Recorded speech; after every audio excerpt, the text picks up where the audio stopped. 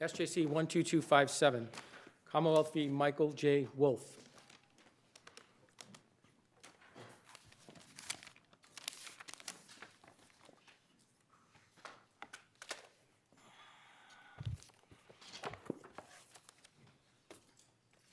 Mr. Russell, good morning. Good morning, Your Honor, and may it please the Court, Luke Rasile, appearing on behalf of the defendant appellant Michael Wolfe. In today's case, the Court is faced with the rare circumstance where, in order to exercise a bedrock constitutional right, an individual in this Commonwealth must allow himself to be subjected to serious consequences at the hands of the government.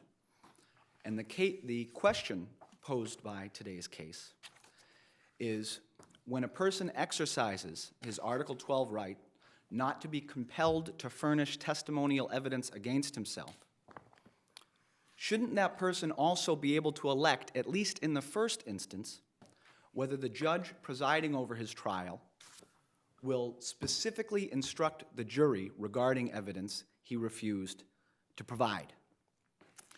The case law, the social science, and principles of general equity and fairness dictate that the answer to that question should be yes. At least in the first instance, the defendant should be able to make that election.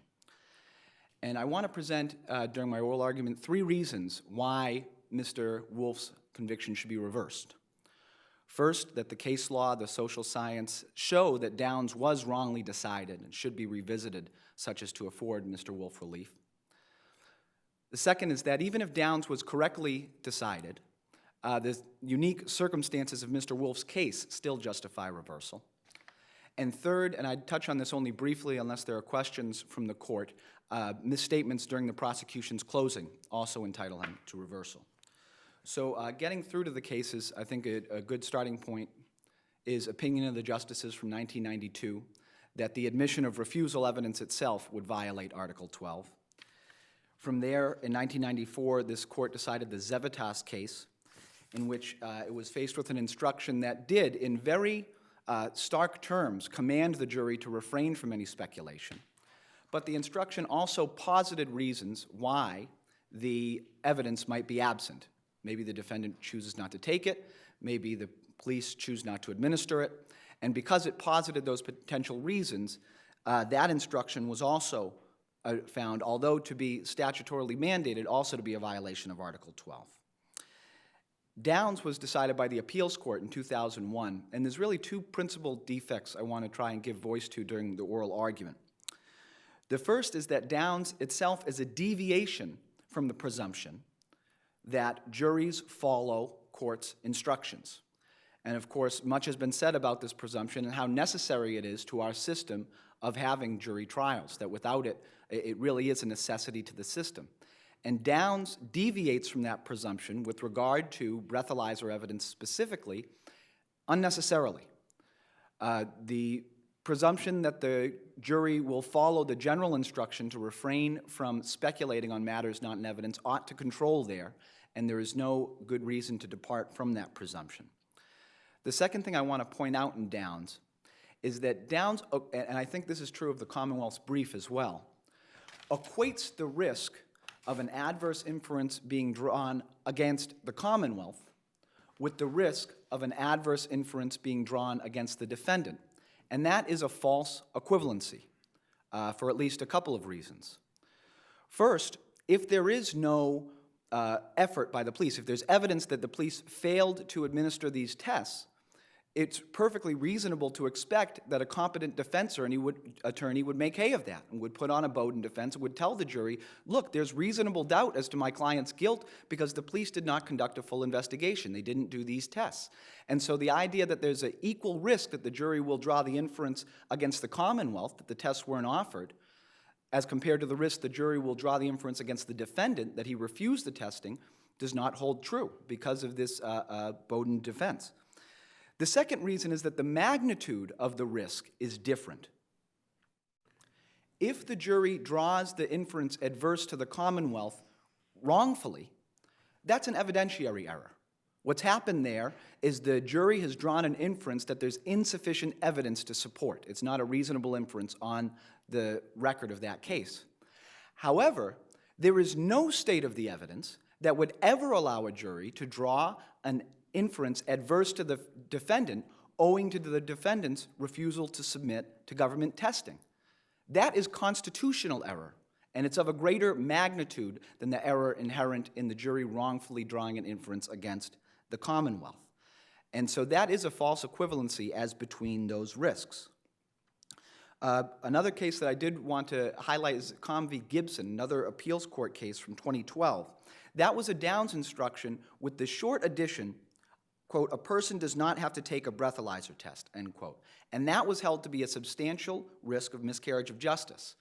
And I think what we see there is how even the appeals courts recognized how close to the line, and I'd say over the line, the Downs instruction itself is, because it brings this matter to the jury's attention that the jury might otherwise never have thought about at all. So is it your position that the Downs instruction is constitutional error? Yes, Your Honor.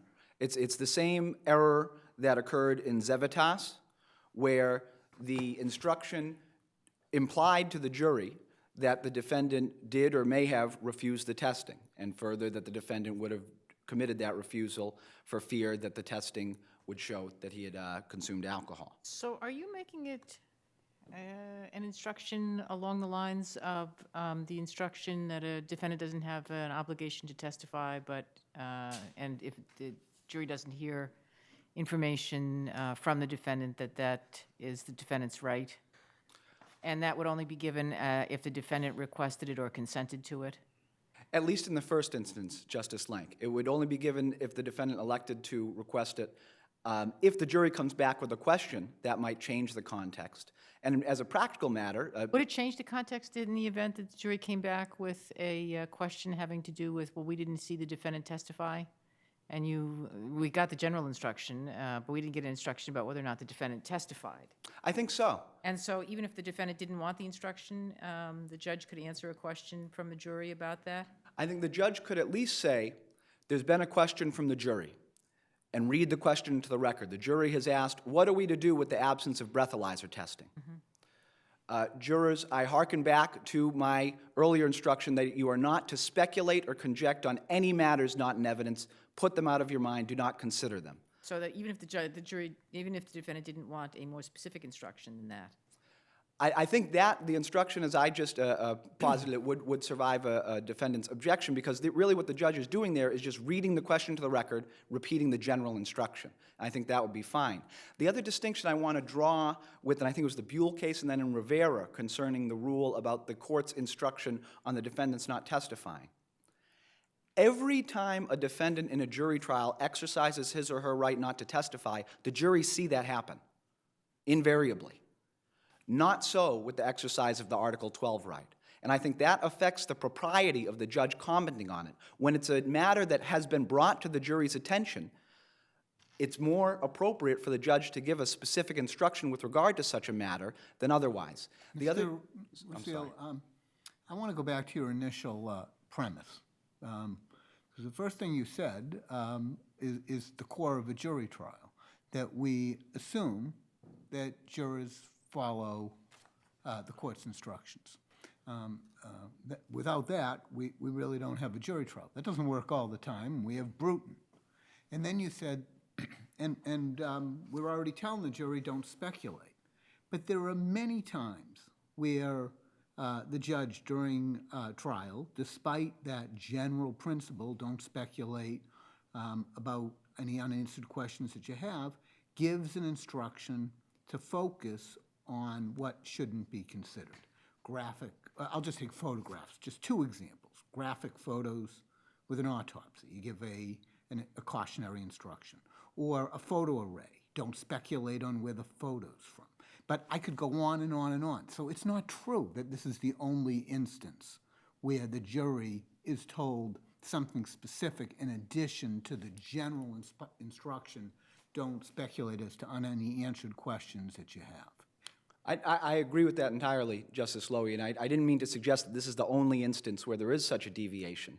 The distinctions I would draw there is the matters that you just gave voice to are matters that have, at least to some degree, been brought to the jury's attention. There's affirmative, it's indisputable they've been brought to the jury's attention.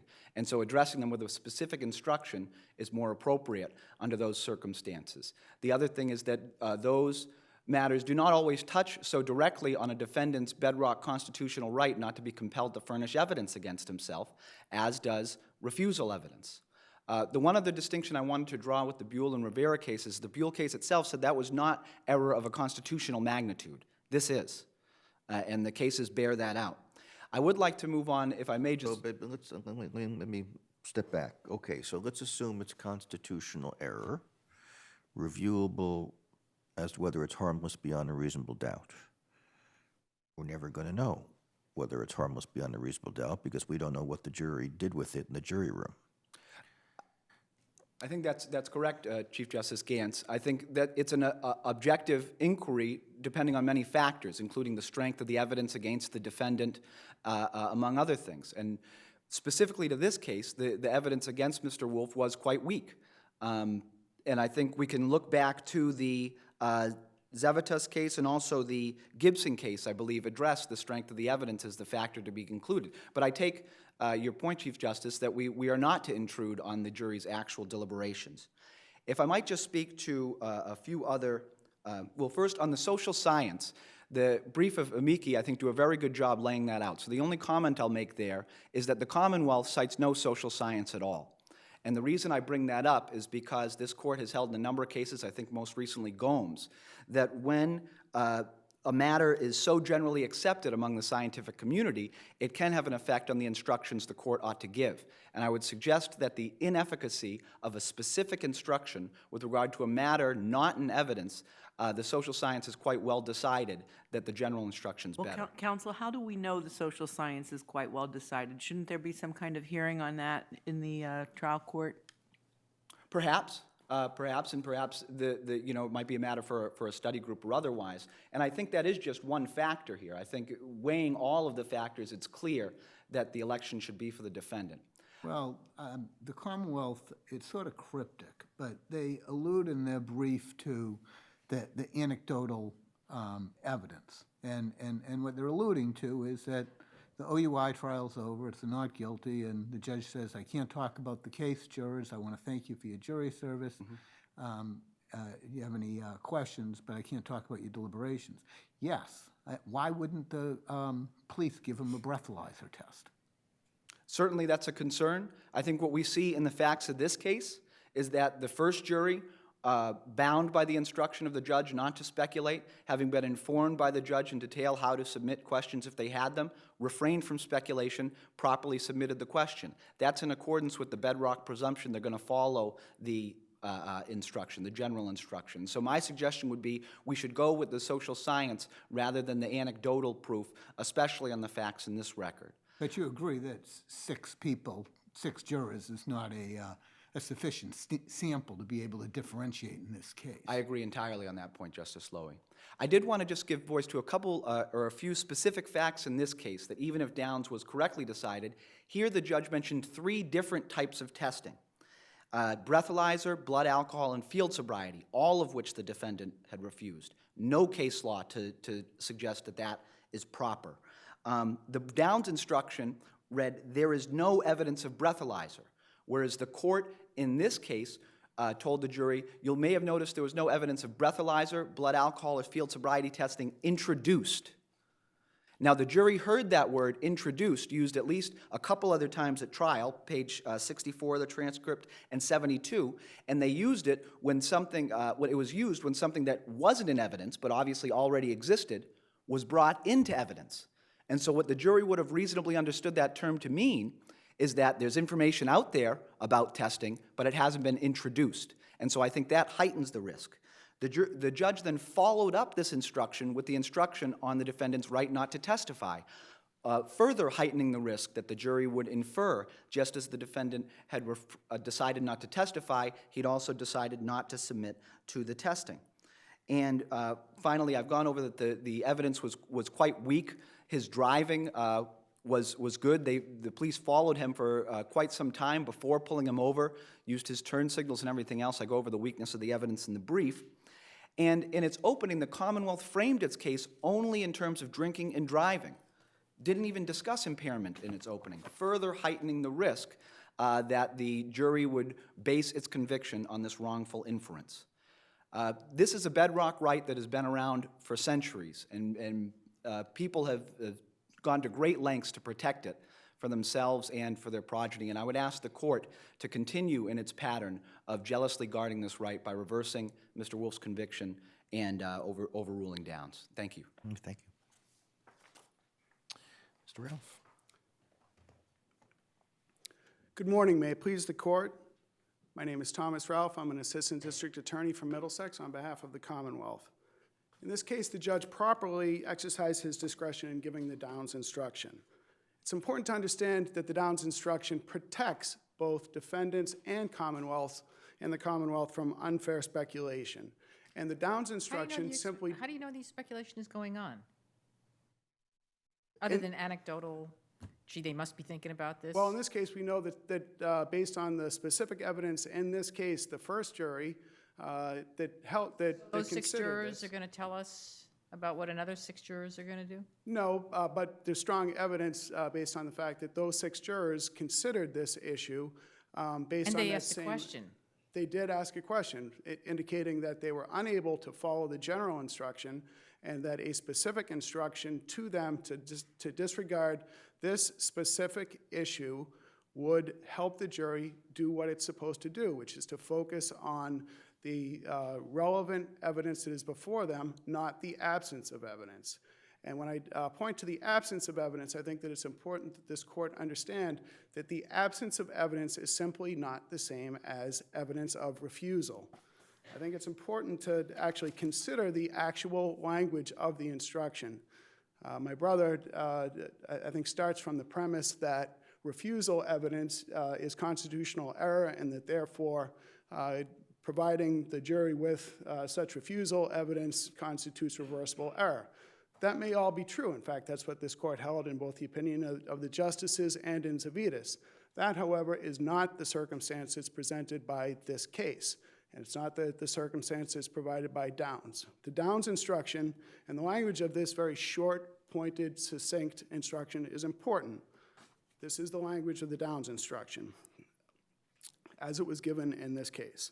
Now, you may have noticed that there was no evidence of any breath test, blood test, or field sobriety test introduced in this case. You are not to mention or consider in any way whatsoever during your deliberations, either for or against either side, that there was no such evidence introduced in this case. Do not consider it in any way at all. Do not mention it at all during your deliberations. Put it completely out of your mind. I'd suggest that it simply strains language past the breaking point to suggest that that instruction expressly, implicitly, or in any way raises the specter of refusal. I'm impressed with the amicus brief, footnote 2, the quote from Dostoevsky, "Try this on yourself. Try not to think of a polar bear, and you'll see that the cursed animal comes to mind every minute." That makes sense to me in looking at this instruction. And Your Honor, the jury is told about everything that they're not supposed to be thinking about. So right, Your Honor, I get this. Your Honor, the Dostoevsky quote, I think, is very effective, and it convinced me as well. In fact, I don't dispute the fact. Convinced you? It did. It convinced me of the fact that it may be impossible if someone tells you to disregard something to not think of it. However, if you tell me not to think of a polar bear when reaching the decision about how to decide this case, I think that I'm more than able to listen to your instruction and consider the fact that there's a polar bear out there, but put that out of my mind. That's exactly what the instruction does in this case. And moreover, based on the judge's experience, based on the holding in Commonwealth versus Down, and frankly, based on common sense, that polar bear is already in the room.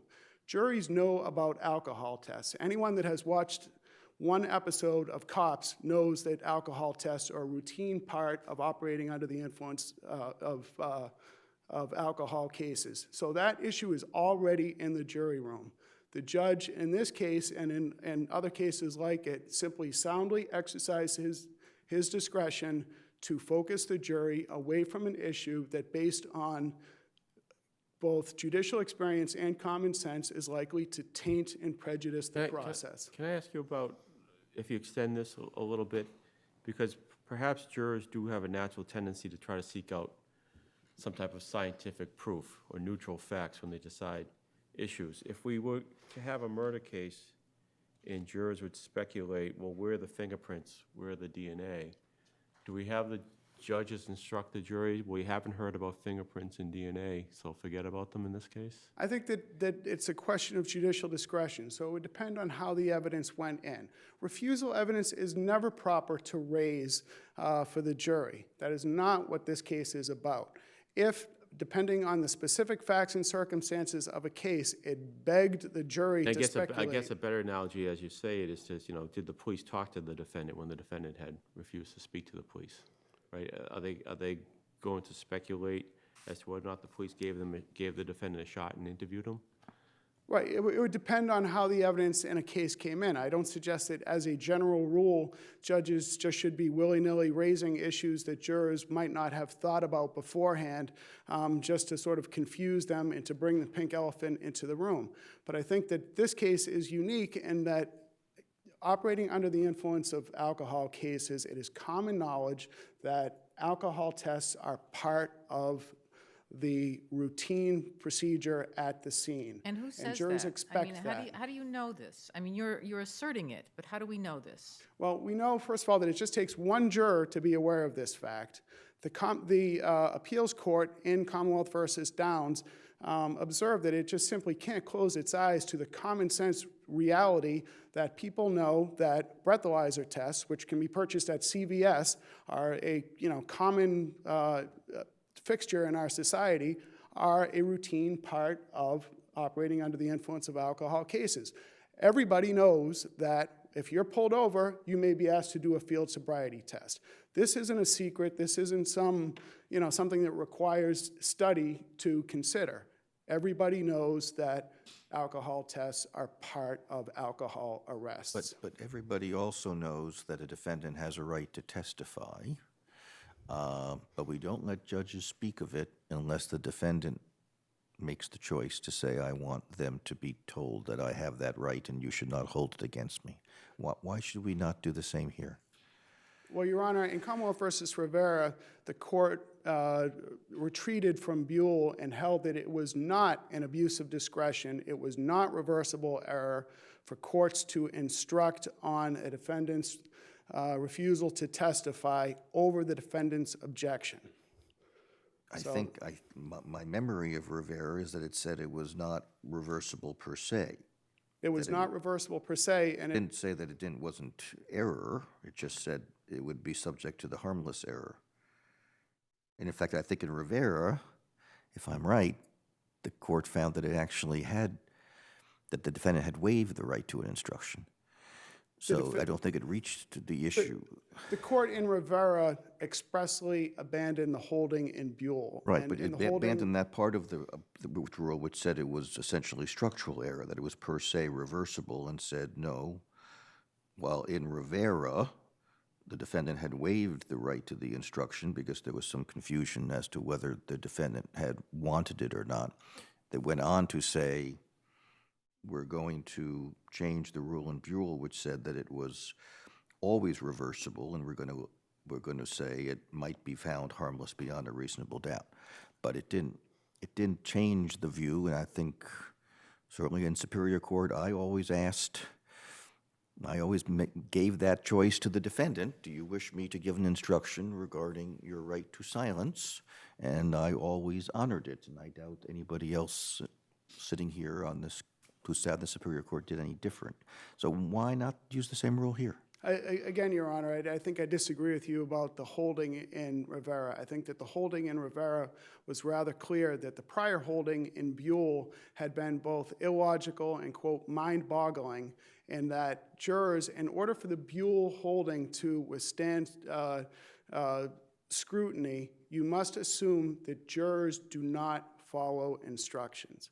And that is We exactly can go back and the read inference. Rivera, but let's assume for the sake of argument that we think it's a wise rule to give the defendant the option to determine whether or not the jury should be told that the defendant has the right to be silent and you should not in any way consider that or speak of it. If we were to consider that to be a wise rule, why would it not be equally wise to give the defendant the option to have a Downs instruction?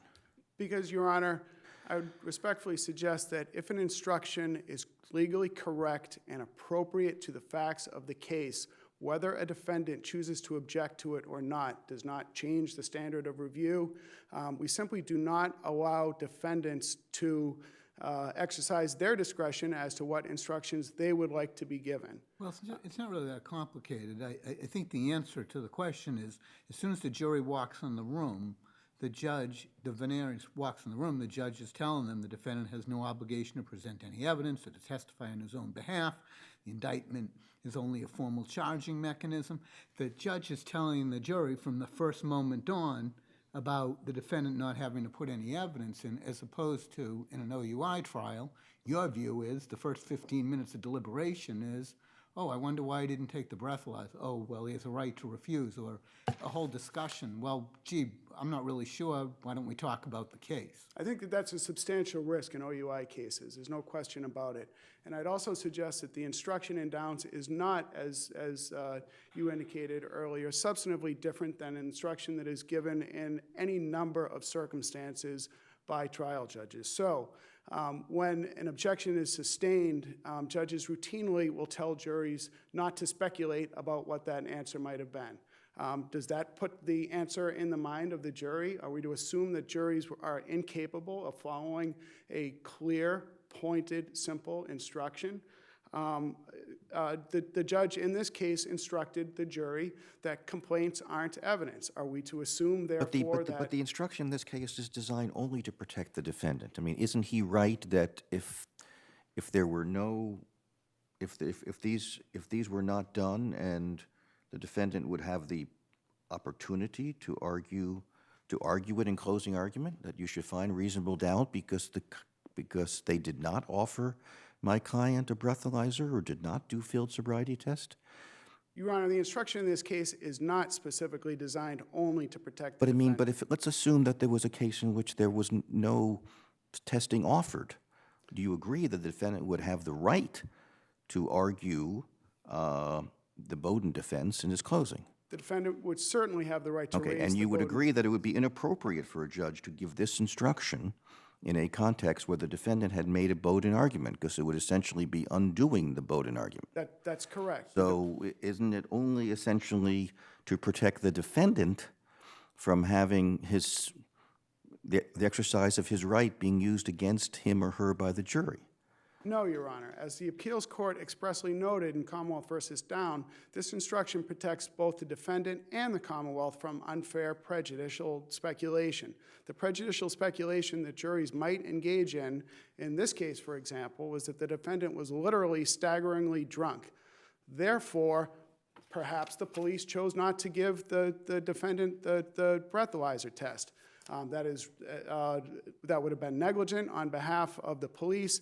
Therefore, we should hold that against the defendant in the same manner that that juries are allowed to hold negligent investigations against defendants in the Bowden context. We don't know what the speculation might be. All we know is that it is common knowledge that alcohol tests are a basic component of drunk driving arrests, and in order to focus the jury away from this absence of evidence, it makes sense to talk about this specific issue, which, based on the experience of the trial judge and the evidence in this particular case, raised the issue of improper speculation on this. It does not in any way suggest refusal. This is not Zavitas. This is not opinion of the justices. This isn't even Buell, which the court retreated from in Rivera. This is simply a narrow, focused, evidentiary direction to the jury to concern themselves only with the relevant evidence in this case, and it protects the process and both defendants and the Commonwealth. If there are no further questions, the Commonwealth will rest on its brief. Thank you.